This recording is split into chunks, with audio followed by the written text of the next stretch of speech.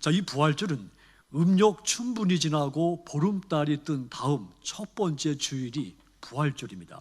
그 시점이 예수님의 부활과 맞는 시기라고 추정을 해서 그때 부활절로 정한 겁니다. 그러니까 오늘이 바로 그쯤에 해당되는 부활절인 겁니다. 이 음력으로 하기 때문에 해마다 부활절 날짜가 틀린 겁니다. 자, 문제는 예수님이 몇 년, 몇 월, 며칠, 몇 시, 어디 그렇게 정확한 날짜에 그 부활하셨다, 이게 중요한 게 아닙니다. 더 중요한 것은 예수님이 부활했다고 하는 그 사실 자체가 더 중요한 겁니다. 기독교는 부활의 종교입니다. 예수님의 부활은 인간의 죽음이 인간의 마지막 운명이 아니라는 것을 증명했기 때문입니다.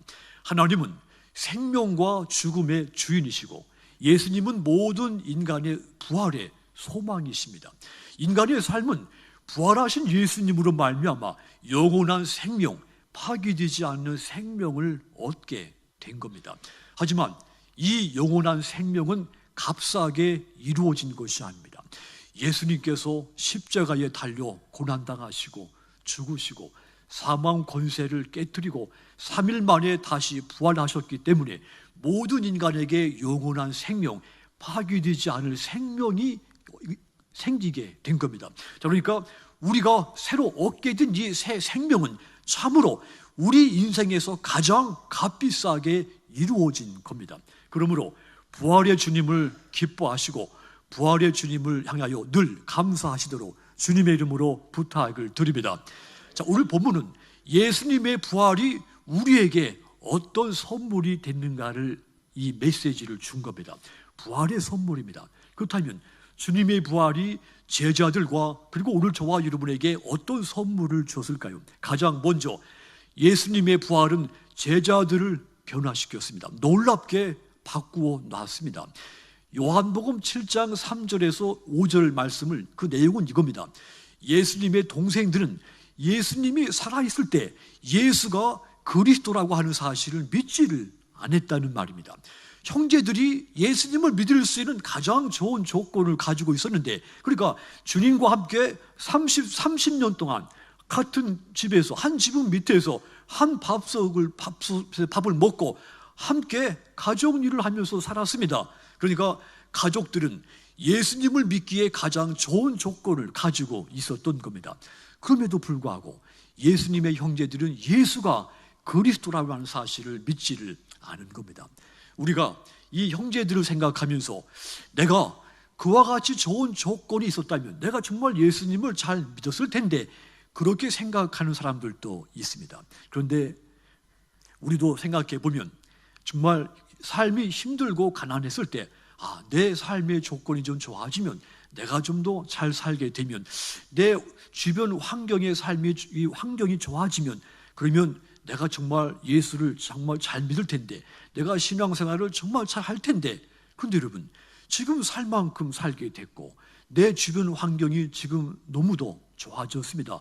그래서 내가 과거에 말했던 대로 더 잘 믿고 있습니까? 조건이 좋아지면 잘 믿을 것 같다고 말했지만 조건이 좋아진 지금 달라진 것이 없지 않습니까? 예수님의 동생들이나 우리나 다를 것이 없다는 말입니다. 하지만 예수님의 형제들은 이후에 예수님을 잘 믿었습니다. 큰 동생 야고보는 예루살렘 교회의 감독이 됩니다. 예루살렘 교회는 그 당시 모든 교회들, 지상의 교회들을 이끌고 있던 그런 상징적인 대표적인 교회였죠. 또 동생 중 하나 유다는 유다서를 기록할 만큼 신실한 크리스찬이 됩니다. 예수님을 믿지 않던 이 형제들이 이처럼 잘 믿게 된 것, 이렇게 놀랍게 변화가 된 것은 무엇일까요? 예수님이 십자가에 죽으시고 장사 지낸 바 될 때까지 그들은 내 형 되시는 예수도 아무것도 아니었다, 그렇게 생각을 했죠. 그런데 그분이 십자가에서 죽으셨다가 3일 만에 다시 부활했을 때 동생들이 그 부활해 줄 예수님을 만나게 됩니다. 그때서 이 예수님의 형제들이 충격적인 그런 이 깨달음을 얻게 되죠. 그리고 그들이 엄청나게 놀랍게 바뀌어지게 됩니다. 예수님의 부활은 이 형제들에게 그들 인생의 가장 중요한 변화의 선물이 된 겁니다. 예수님의 형제들이 오순절 성령이 충만하게 임할 때 그곳에 동참해서 큰 은혜를 체험합니다. 후에는 예루살렘 교회 감독이 됐다 그랬죠. 완전히 바뀌었습니다. 그들이 달라진 것은 그들이 노력해서가 아닙니다. 전적인 주님의 부활 때문입니다. 형제들의 변화는 주님의 부활의 가장 중요한 선물이 된 겁니다. 여러분, 믿음이 새로워지기를 원하십니까? 혹여 내 남편이, 반대로 내 남편이, 또 아니면 내 자녀들이 변화되기를 원하십니까? 그렇다면 부활하신 예수님을 만나시기를 축원합니다.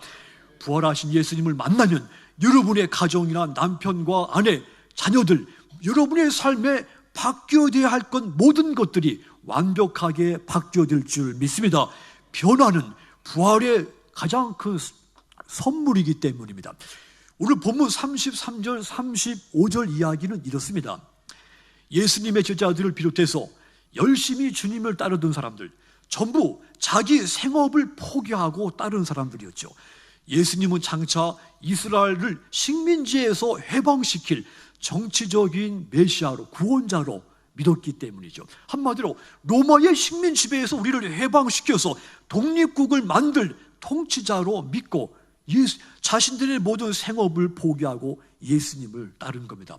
그런데 예수님이 십자가에 죽으시고 돌 무덤 어두운 곳에 갇히셨습니다.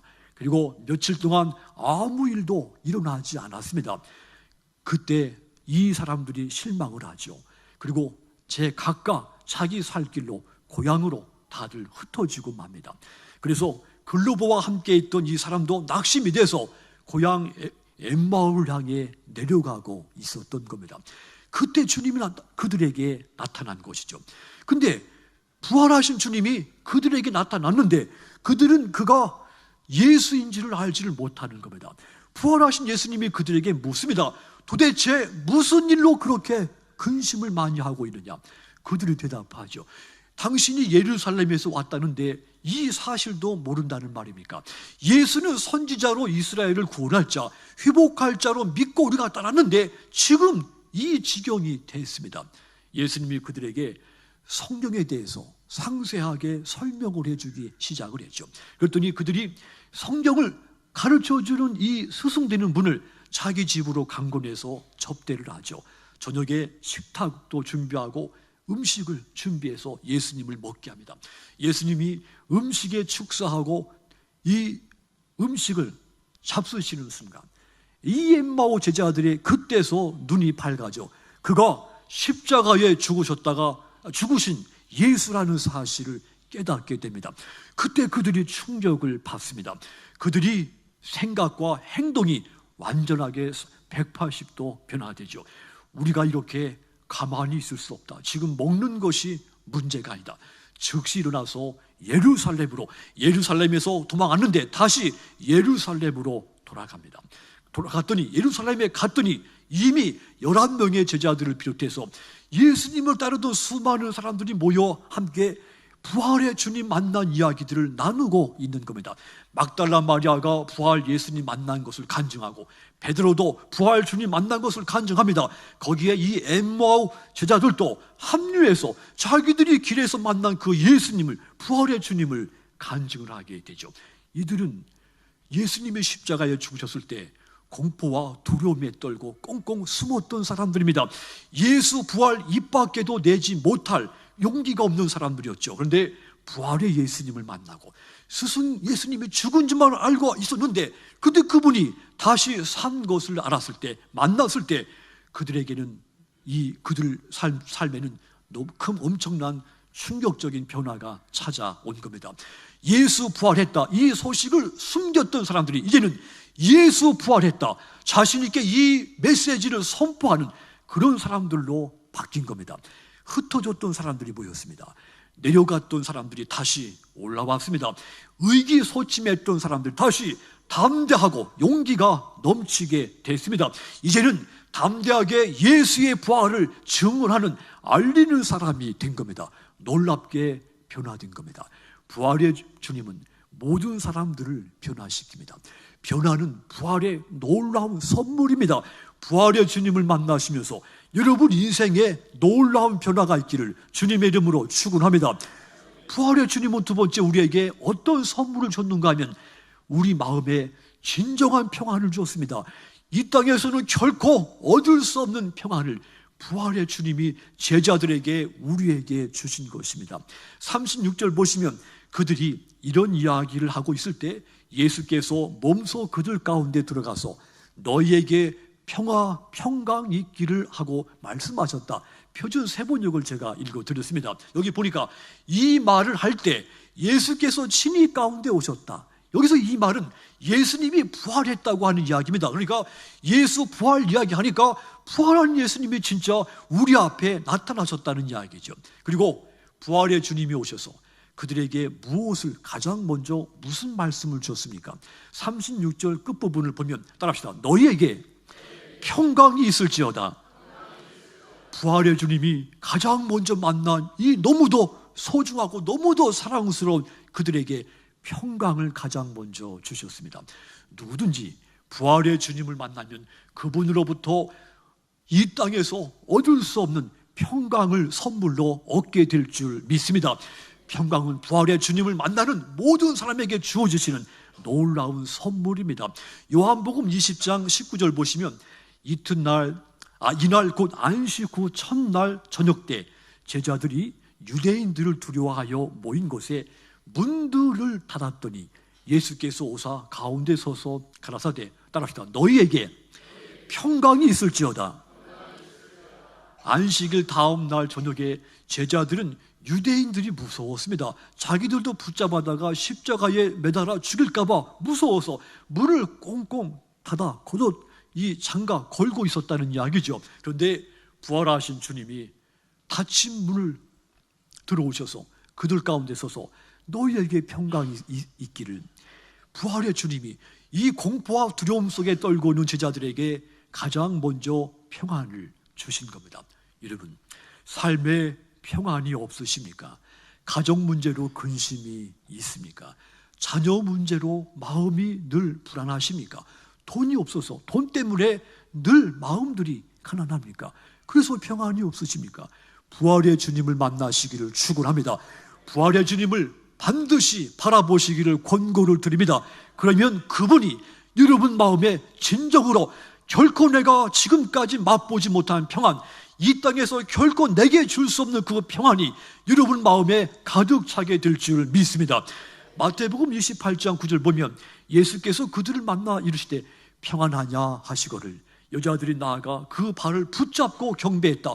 부활하신 예수님께서 두렵고 무서움에 떨고 있는 이 제자들, 이 여인들, 마음이 불안해서 초조해서 견디지 못하고 있는 이 여인들에게 평안하냐 말씀했다는 말입니다. 이 말은 곧 내가 다시 살아났으니 두려워하지 말라, 조급해하지 말고 불안에 떨지 말라, 평안해라, 평안을 주신 겁니다. 평안은 부활의 주님이 주시는 아름답고 놀라운 선물입니다. 그 주님을 오늘 만나셔서 여러분 마음에 지금까지 내가 맛보지 못한, 이 땅에서는 결코 내게 줄 수 없는 이 평안을 다 누리게 되시기를 주님의 이름으로 부탁을 드리겠습니다. 기도하겠습니다. 존귀하신